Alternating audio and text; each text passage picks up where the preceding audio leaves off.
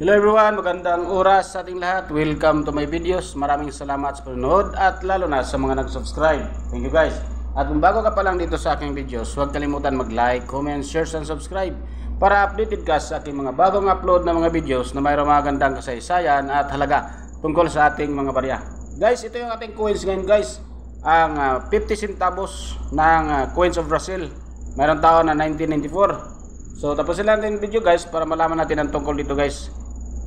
The 1994 Brazilian 50 centavos coin was introduced as part of the country's currency reform under the Plano Real, which aimed to stabilize the economy and curb hyperinflation. This coin was among the first series minted following the introduction of the new currency, the Brazilian Real, BRL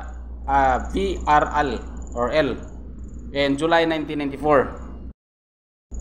Design and specification. Obverse features the effigy of the Brazilian Republic surrounded by the stylized representation of laurel leaves with the inscription Brazil.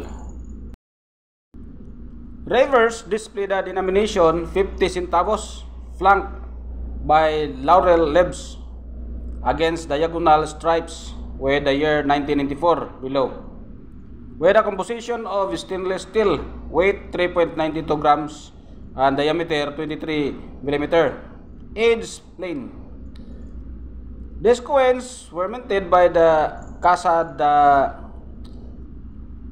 da Moeda do Brasil in Rio de Janeiro, with a total mintage of approximately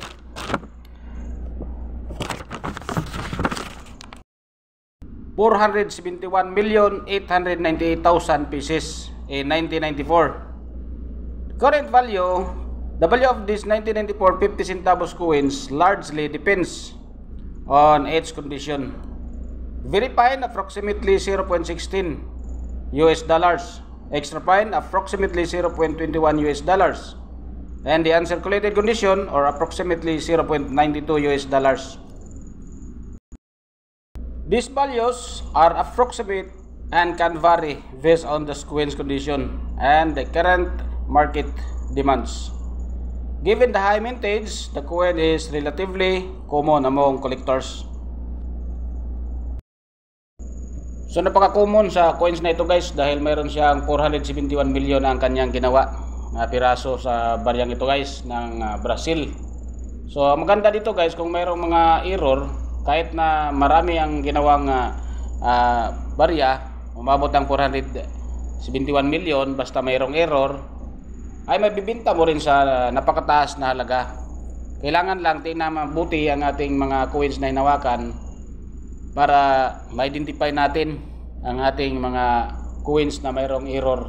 Gamitan natin ang magnifying glass guys para ma-identify natin ang kanyang itsura kung anong mayroong pagkukulang o di kaya doble ang kanyang letra o kung anong mga itsurang anong klaseng mga errors guys. Dapat mayroon tayong magnifying glass para ma-identify natin ang kanyang mga error coins.